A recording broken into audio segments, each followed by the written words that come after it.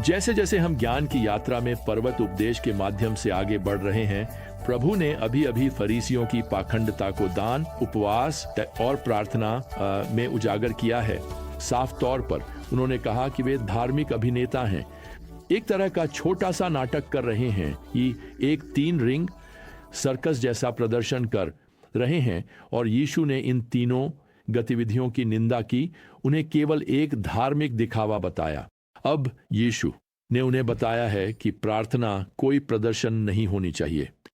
अब जब उन्होंने अपने शिष्यों और फरीसियों को सुन रही उस भीड़ को यह बता दिया कि प्रार्थना कैसे नहीं करनी चाहिए, ये तो यीशु अब उन्हें सिखाना शुरू करते हैं कि प्रार्थना कैसे करनी चाहिए।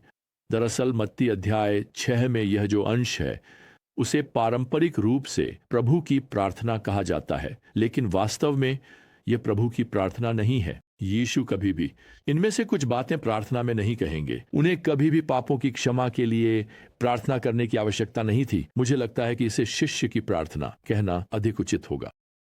अब प्रभु अपनी शिक्षा की शुरुआत यहाँ 7वें पद में यह कहकर करते हैं, जब तुम प्रार्थना करो तो अन्य जातियों की तरह व्यर्थ शब्दों का ढेर मत लगाओ, क्योंकि वे सोचते हैं कि अपने बहुत से शब्दों के कारण वे सुने जाएंगे।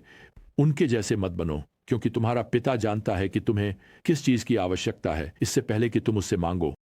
खाली शब्दों का ढेर मत लगाओ। यस, खाली शब्द विचारहीन दोहराव को दर्शाता है। आप जानते हैं, एक विद्वान ने यह टिप्पणी की थी कि फरीसियों पर मूर्ति पूजक प्रार्थना प्रथाओं का प्रभाव पड़ा था, और वे मानते थे कि बोर अंतहीन दोहराव से वे परमेश्वर के प्रिय बन जाते हैं। सुनिए प्रियजनों, परमेश्वर गिनती नहीं रखते। वह स्वर्गदूत गब्रियल से यह नहीं कह रहे हैं, जानते हो, अगर वह पुरुष या महिला वहां नीचे वह प्रार्थना 50 बार और करे तो मैं चाहता हूं कि तुम जाकर उनकी प्रार्थना का उत्तर दो।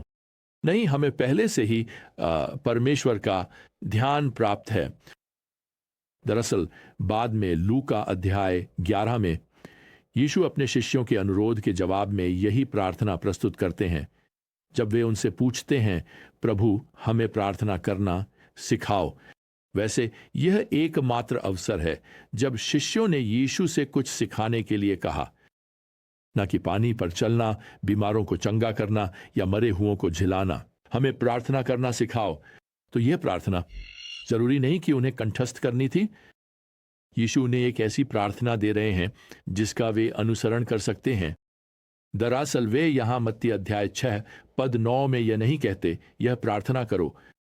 वे कहते हैं इस प्रकार, प्रार्थना करो, और यहां है वह आदर्श। यहां से आप शुरू कर सकते हैं। हमारे पिता, यूनानी भाषा में इसे पातिर कहा जाता है। इस समय बहुतों द्वारा बोली जाने वाली अरामी भाषा में, और इसका समकक्ष था अब्बा। अब्बा पिता। इसका अर्थ यह है कि जब आप प्रार्थना करते हैं तो आप एक परिवार के सदस्य से बात कर रहे होते हैं। देखिए, जब आपने उसके पुत्र को अपना उद्धारकर्ता स्वीकार किया तो परमेश्वर आपके स्वर्गीय पिता बन गए। यूहन्ना के सुसमाचार में लिखा है, जितनों ने उसे ग्रहण किया, अर्थात यीशु को, जिन्होंने उसके नाम पर विश्वास किया, उन्हें परमेश्वर की संतान बनने का अधिकार दिया। यूहन्ना अध्याय 1 पद 12। तो किसी प्रार्थना कोई रस्म नहीं है, यह एक संबंध है। वह आगे कहता है, हमारे पिता जो स्वर्ग में हैं। अब आपने शायद इसे ऐसे सीखा होगा, हमारे तनाय पिता जो स्वर्ग में हैं। मुझे एक छोटे लड़के का तरीका बहुत पसंद है। उसने कहा, हमारे पिता जो स्वर्ग में कला करते हैं। खैर, परमेश्वर निश्चित रूप से एक अद्भुत कलाकार हैं। हमारे पिता जो स्वर्ग में हैं। अब यह वाक्यांश परमेश्वर के पते के बारे में उतना नहीं है जितना कि उनके गुणों के बारे में है। वे स्वर्गीय, महिमामय, सर्वशक्तिमान सृष्टिकर्ता भी इस परमेश्वर हैं। और यही कारण है कि हमें यहाँ पद 9 के अंत में प्रार्थना करना सिखाया गया है, पवित्र हो हे तेरा नाम। पवित्र करने का अर्थ है उसे पवित्र बनाना, नहीं उसे पवित्र के रूप में अलग करना या उसका सम्मान करना। सुनिए, अगर हम यीशु मसीह के अनुयायी हैं तो हम उनका नाम धारण करते हैं, है ना? हम मसीही हैं, तो क्या हम उस नाम की रक्षा कर रहे हैं? कई बार जब मैं और मेरे 3 भाई स्कूल जाने या किसी खेल प्रतियोगिता या किसी अन्य गतिविधि के लिए घर से निकलते थे तो ठीक दरवाजे से बाहर निकलने से पहले हमारी माँ वे परिचित शब्द कहती थीं, अपना अंतिम नाम मत भूलना। अब वह एक चेतावनी थी, लेकिन उसने हमें एक अपनापन भी दिया। हमारे पास अपने पिता का नाम था और हमें उसके साथ सावधानी बरतनी थी। खैर, अब इसी के साथ यीशु हमें यहां इस पद में पहली प्रार्थना की विनती देते हैं, 10 तेरा राज्य आए। अब इस प्रार्थना की विनती के दो पहलू हैं। पहला, यह उस आने वाले राज्य के लिए प्रार्थना है जब मसीह लौटेंगे और पृथ्वी पर राज्य करेंगे, जैसा कि उन्होंने वादा किया है। हम चाहते हैं कि वह राज्य आए, लेकिन हम यहां और अभी भी यह मांग रहे हैं, प्रभु मेरा हृदय अपने महल के प्रांगण जैसा बना दे, जहां आज तू शासन दे और राज्य करता है। पद 10 में अगली प्रार्थना की विनती और भी अधिक स्पष्ट और आत्मपरीक्षण करने वाली है। तेरी इच्छा जैसे स्वर्ग में पूरी होती है, वैसे पृथ्वी पर भी हो।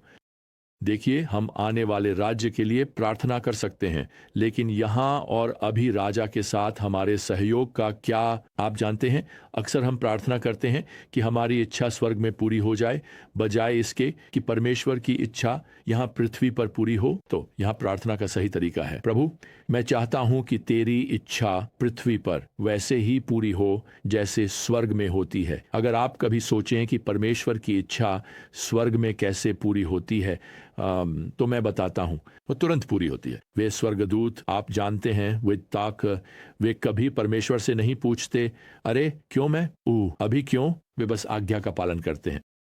तो हमें प्रार्थना करनी चाहिए, प्रभु मुझे यहां वैसे ही जीने दे जैसे वे ऊपर जी रहे हैं। मुझे तेरी इच्छा का पालन पृथ्वी पर वैसे ही करने दे जैसे स्वर्गदूत स्वर्ग में तेरी इच्छा का पालन करते हैं।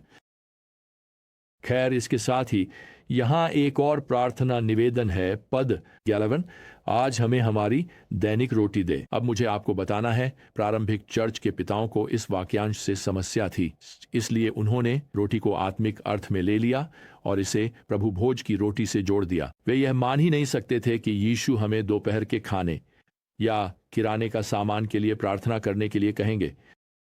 खैर, पुरातत्वविदों ने एक छोटा सा पपीरस का टुकड़ा खोजा है जो किसी की खरीदारी की सूची थी, और उन वस्तुओं के बगल में यही शब्द दैनिक लिखा हुआ था। इस खोज ने इस शब्द के अर्थ को नई रोशनी दी। दैनिक का अर्थ है केवल एक दिन और खून के लिए पर्याप्त। तो दैनिक रोटी के लिए प्रार्थना करना वास्तव में जीवन की रोजमर्रा की जरूरतों का प्रतिनिधित्व करता है, और इसमें दोपहर का खाना भी शामिल है। इसमें किराने का एक थैला भी शामिल है, लेकिन इसका गहरा अर्थ यह भी है कि हम हर दिन प्रभु की व्यवस्था पर निर्भर हैं। अब प्रभु यहां आगे बढ़ते हैं और पद 12 में कहते हैं, हमारे अपराध क्षमा कर जैसे हमने भी अपने अपराधियों को क्षमा किया है। वह इसे पद 14 में जोड़ते हैं, क्योंकि यदि तुम लोगों के अपराध क्षमा करोगे तो तुम्हारा स्वर्गीय पिता भी तुम्हारे अपराध क्षमा करेगा, परंतु यदि तुम लोगों के अपराध क्षमा नहीं करोगे तो तुम्हारा पिता भी तुम्हारे अपराध क्षमा नहीं करेगा। अब यहां हमें सावधान रहना चाहिए। ये शिष्यों के लिए प्रार्थना है, अविश्वासियों के लिए नहीं। चाहे आप कितने भी लोगों को क्षमा कर दें, इससे आप स्वर्ग में नहीं जा सकते। केवल मसीह में विश्वास ही आपको स्वर्ग में ले जा सकता है।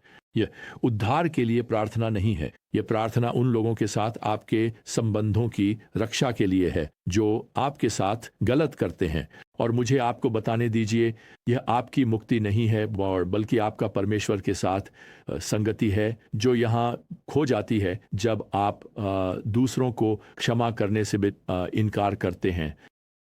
यहाँ एक विचार है, एक सूक्ष्मता है कि आप परमेश्वर के अनुग्रह के सिंहासन पर नहीं जा सकते और साथ ही दूसरों को अनुग्रह देने से इनकार भी नहीं कर सकते। आप दूसरों के प्रति कड़वाहट और नाराजगी नहीं रख सकते और साथ ही अपने दिल में मसीह की खुशी का अनुभव भी नहीं कर सकते। तो शायद आज आपको परमेश्वर के साथ संगति का अनुभव करने के लिए किसी और के साथ अपनी संगति को बहाल करना होगा। यह प्रार्थना हमें याद दिलाती है कि हमें क्षमा किया गया है, और क्योंकि हमें क्षमा किया गया है, हमें भी क्षमाशील होना चाहिए। मैंने एक छोटी लड़की के बारे में पढ़ा जो 12वीं से 15वीं आयत तक प्रार्थना दोहराने की कोशिश कर रही थी। जैसे हम अपने अपराधियों को क्षमा करते हैं, वैसे हमारे अपराधों को क्षमा कर, उसने प्रार्थना में पढ़ा। ट्रेस्पासेस शब्द उसके लिए नया था और उसने इस उद्धरण को थोड़ा गड़बड़ कर दिया, लेकिन जब उसने प्रार्थना की और हमारे कूड़ेदान को क्षमा कर, जैसे हम उन लोगों को क्षमा करते हैं जो हमारे कूड़ेदान में कचरा डालते हैं, तो उसने असल में सही बात समझ ली। यही तो यहां पर बात कही गई है। अब 13वीं आयत में आपके पास एक और प्रार्थना निवेदन है, हमें परीक्षा में न ले जा बल्कि बुराई से बचा। अब यह सुनने में ऐसा लगता है जैसे कभी कभी परमेश्वर हमें पाप करने के लिए प्रेरित कर सकता है, लेकिन यह परमेश्वर के वचन का विरोध करेगा। याकूब की पुस्तक में हम पढ़ते हैं कि परमेश्वर को बुराई से नहीं आजमाया जा सकता और वह स्वयं किसी को नहीं आजमाता। यह याकूब 1:13 है। यीशु यहाँ बस हमें यह सिखा रहे हैं कि हमें यह स्वीकार करने की ज़रूरत है कि हमें प्रलोभन से दूर रहने के लिए परमेश्वर की सहायता चाहिए। तो हमें प्रभावी रूप से यह प्रार्थना करना सिखाया जा रहा है, पिता शिम, हमें पाप की प्रलोभनकारी सी शक्ति खाम से बचा। हम प्रलोभन का सामना नहीं कर सकते, इसलिए हम यहाँ प्रार्थना कर रहे हैं, प्रभु कृपया हमें इससे दूर ले चलो। देखिए, यह हमारी कमजोरी की रोजाना स्वीकारोक्ति है। अब कुछ अनुवाद इस अद्भुत प्रार्थना के नमूने को कुछ अतिरिक्त शब्दों के साथ समाप्त करते हैं जिन्हें मैं व्यक्तिगत रूप से शामिल किया जाना चाहिए मानता हूं। जैसा कि हम इसे किंग जेम्स वर्जन में पढ़ते हैं, प्रार्थना इन अद्भुत शब्दों के साथ समाप्त होती है, क्योंकि राज्य, शक्ति और महिमा सदा के लिए तेरी ही है, आमीन। यह प्रार्थना परमेश्वर के राज्य की शक्ति, स्थायित्व और प्राथमिकता की घोषणा के साथ समाप्त हो रही है। ऐसा लगता है जैसे यीशु हमें यह सिखा रहे हैं कि इस प्रार्थना को इस तरह समाप्त करें, राजा की जय हो। खैर, यह प्रार्थना करते समय अनुसरण करने के लिए एक शानदार उदाहरण है। इसी के साथ आज के लिए हमारा समय समाप्त होता है। हमारी अगली ज्ञान यात्रा तक प्रियजनों, प्रभु यीशु मसीह का अनुग्रह, परमेश्वर का प्रेम और पवित्र आत्मा की संगति आप सभी के साथ बनी रहे। आमीन।